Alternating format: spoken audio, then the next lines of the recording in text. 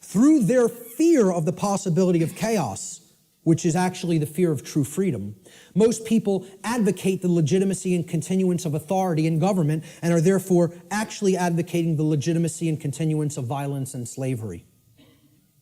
Those who believe that authority is necessary and that it must continue because of this fear of chaos have actually been duped into believing that human slavery is necessary.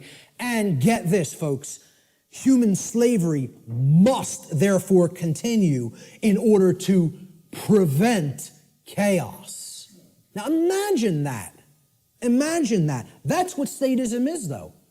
That's what the religion called the belief in government or statism is.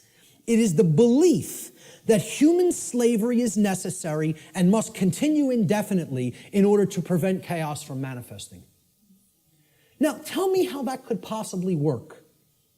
Can violence and slavery, which is actually what government is a euphemism for, statism and government are just euphemisms for violence and slavery. Okay? Can violence and slavery ever possibly prevent chaos? Why? What? Why can't it? Because they are chaos. Violence and slavery are chaos. We are already in the state of chaos.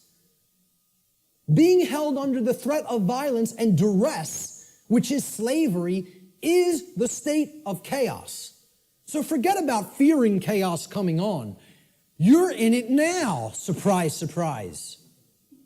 Hate to break the news to you all. Okay? We're already in the state of chaos. We need to create real order by getting rid of violence and slavery.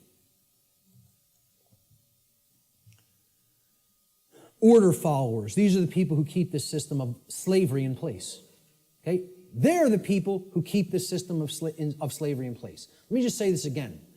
Order followers are the people who keep the existence of slavery in place. Not the ruling class, not the masters, not the so-called elite, which aren't the elite of anything but the bottom of a trash can. Okay? The people who keep slavery in place are the people who willfully follow their orders. Nobody wants to hear that. And people will hate you for saying it. Following orders means, by definition, doing what you are told to do without judging for yourself whether or not that action that you are being ordered to carry out is actually right or wrong. That's the definition of following orders. I mean, can anybody refute that? Is that not the actual definition of following someone else's order? By definition, you're not, if you're following the order, you're given the order and then you just act. You just do it because you're following the order. You don't sit there and go, is what that person told me to do right? Do I have a right to do that? Is that moral? Should I do that because, it's okay and it doesn't hurt somebody else? Or should I not do that because it actually does cause harm? It's not what an order follower does in their mind. An order follower says, yes, sir, and follows the order. That's why it's called an order follower. That's why it's called following an order. So that's the definition of what an order follower is. It's not my perception of what an order follower is. It's the actual definition of order following. Okay? If an individual, this is key to understand, if an individual is performing the task of following orders, by definition, that individual cannot be exercising conscience. Since, by definition, exercising conscience means that one is willfully choosing through their free will for themselves right action over wrong action. So the concept of following orders is completely polar opposite to the concept of exercising conscience. You cannot be doing the same things simultaneously. It's impossible to do those two things simultaneously. They are contradictions in terms by definition. Okay? Most people don't grasp that. Okay? By definition, if you're following orders, you cannot be actually exercising conscience, which involves free will choice based on the knowledge of right and wrong. Here's what order following gets us as far as a nation is concerned. Not that we're not already there, not that these people already didn't take us, because we're taken by them already, covertly. They took us through the school systems. They couldn't beat us militarily. So they said, well, let's send our ideologues over there and get into the minds of their children. And if you don't believe that's what happened, you're very, very, very naive. Not only the Nazis, but the communists as well. Because really, it's all just forms of socialism. That's what feudalism is. Worldwide socialism is, there's no such thing as private property. State owns everything. Rights don't exist. Property rights don't exist. Everybody's a feudal serf again. It's called neo-feudalism. I don't care which branch you come at it from. You want to come at it from the left, that's called communism. You want to come at it from the right, that's called National Socialism. Communism is international socialism. They're both the same force. It's called feudalism. Let's just call it what it is. It's called feudalism, which is in itself just another euphemism for slavery. They want neo-feudalism, which is the New World Order of slavery. Okay? And it's already here. It's not something that's coming. It's here now. The object is to get out of it. This is the result of following orders. That's what following orders gets a society. Following orders should never be seen as a virtue. Following orders is evil. I don't care whether you're, I don't care if somebody who is considered a holy man gives me an order and I follow it, I've just committed an act of evil, as far as I'm concerned. If I'm acting based on solely what somebody else has told me to do, that's evil. There's no morality in it at all. At all. At all. It's not a virtue. It's evil. Okay? Let me just make that so abundantly clear and state it so unequivocally. There's no such thing as any possible moral following of orders. The two terms are contradictory. All right? I was just following orders is never a valid excuse or justification for immoral criminal behavior, and this lame attempt to abdicate personal responsibility should never be accepted as a valid excuse for such behavior. And why it's done is through justification. And again, that means to create a right, from jus, meaning right or law, and the Latin verb facere, which means to make or to create. And this is what they say. I was just following orders. I was just doing my job. I was shutting down your protest. You don't have a right to speak. The politicians commanded me so. So I just came out and I was just doing my job, hitting you with a sound cannon. Just doing my job, just following my orders. It's a justification. You're a criminal. There's nothing moral in that. There's nothing virtuous in that. It's called criminal behavior, criminal activity. And what they do is try to create it into a right, make it into a right by a justification. And nobody should ever accept their justifications. Because you know what their justifications is? You know what they are? It's called a 100% crock of bull that is a complete lie. It's a lie. They're just straight up looking you in the face and saying, I'm not responsible for that. I just did it, but I'm not the one who's responsible for it because I was acting on orders. Well, see, this defense didn't work as the Nuremberg defense, and nobody in America should be accepting it. Nobody in America should be accepting it because they believe in the legitimacy of authority and government through mind control. That's what they believe it. They believe there's legitimacy to it. Most people actually believe that there's legitimacy to this criminal behavior because a class of people calling themselves government have magically been imbued and gifted with such rights, quote unquote. They believe they have rights other people don't. They themselves believe it, but worse is that the people who are actually affected by that criminal behavior, they believe they have the authority to do it. Gandhi said, you assist an evil system most effectively by obeying its orders and decrees. An evil system never deserves such allegiance. Allegiance to it means partaking of the evil. A good person will resist an evil system with his or her whole soul, which means saying no. Moral culpability. What does this mean? The determination of who is ultimately at fault or deserving of blame. Again, this is a legitimate and real concept. There is fault. There is blame. We got to get over this new age nonsense that nobody's at fault, nobody's to blame. You should never say, hey, you shouldn't have done that. That caused a lot of chaos and trauma for other people. You're not to blame. It just happened. No, wrong. The people who did the behavior are to blame. Who carried out the Holocaust in Germany? The people who followed their orders to do it. That's who carried it out. Order followers is the answer. Who carried out the purge of political dissidents in Soviet Russia? Order followers. And they're always in the form of police.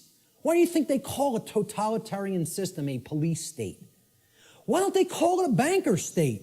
How come they don't call it a politician state? What about a lawyer state? How about a judge state? Why not call it any of those things? You want to know why? Because none of those people are ultimately responsible for bringing that condition into manifestation through their behavior. They're the order givers. The order followers carry out their commands and through their behavior make that condition a reality. That's why it's called a police state. Because every police state that has ever existed has always been created by police who follow their orders because they don't want to take responsibility and think for themselves and know the difference between right and wrong for themselves like an adult. Instead, I want to be a child who obeys daddy because I have daddy issues. All right? And that's what it's really about, folks. We're going to get to that. There is such a thing as blame for the commission of actions which have resulted in harm or loss to others. This is what culpable means. It comes from the Latin culpa, meaning fault or blame. It means at fault or deserving of blame. Now, who's more morally culpable? The order giver or the order follower? And please recognize I've underlined and capitalized the term more. I'm not telling you the order givers are not morally culpable. They are. That's not the question. Are any of these people morally culpable is not my question. My question is, look at the full question. Who is more morally culpable?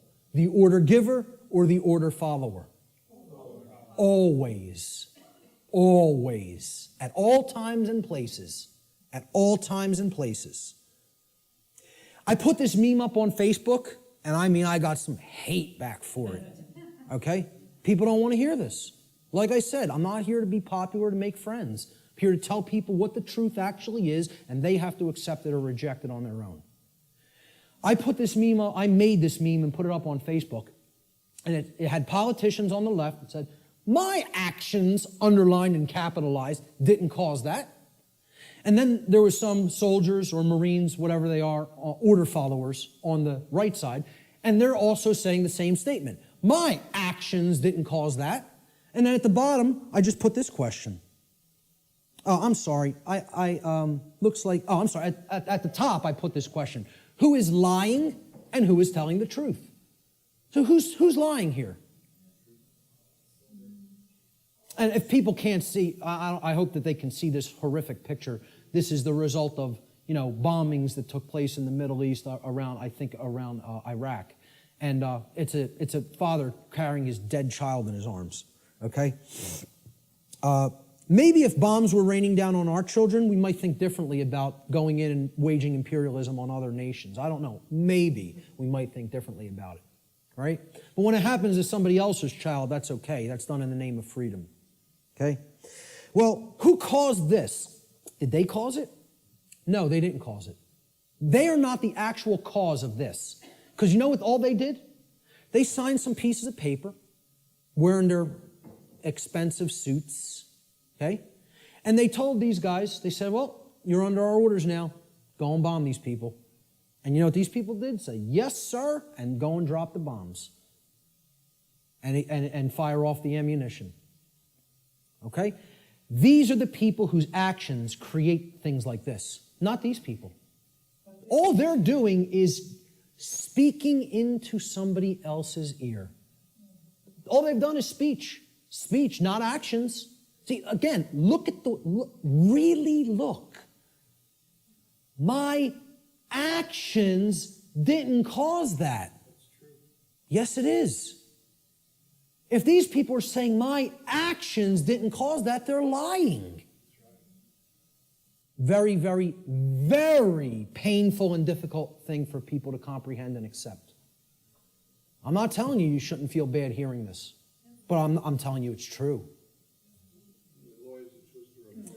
The painful truth, the order follower always bears more moral culpability than the order giver, for the reason that the order follower is the one who actually performed the action, and in taking such action, actually brought the resultant harm into physical manifestation.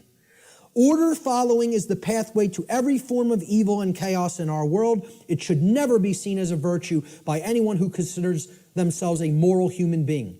Order followers have ultimately been personally responsible and morally culpable for every form of slavery and every single totalitarian regime that has ever existed upon the face of the earth.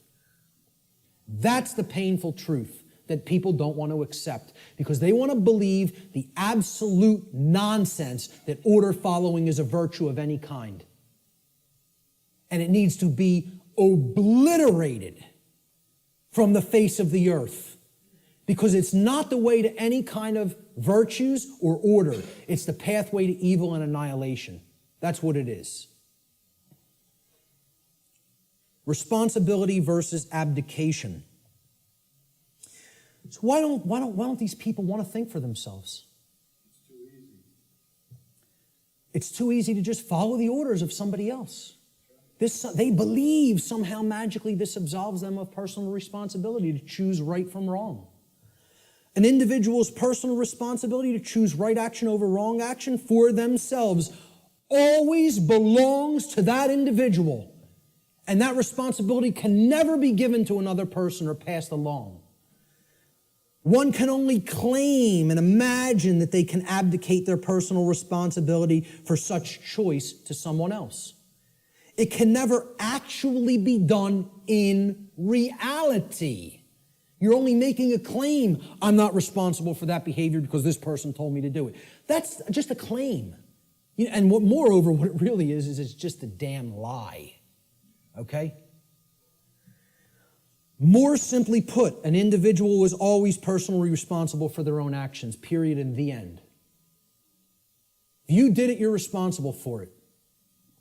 There are no cop-outs. Stop trying to make excuses or justifications for criminal behavior. Own up to personal responsibility. If you did wrong action, you did it. You caused it. I like how David Icke words this. He says, accept responsibility for yourself and your actions, thoughts, and words. You alone make these choices, so you alone are answerable to the consequences of your behavior. The feeble excuse that your boss required it, that the establishment expected it, holds no truth or justification.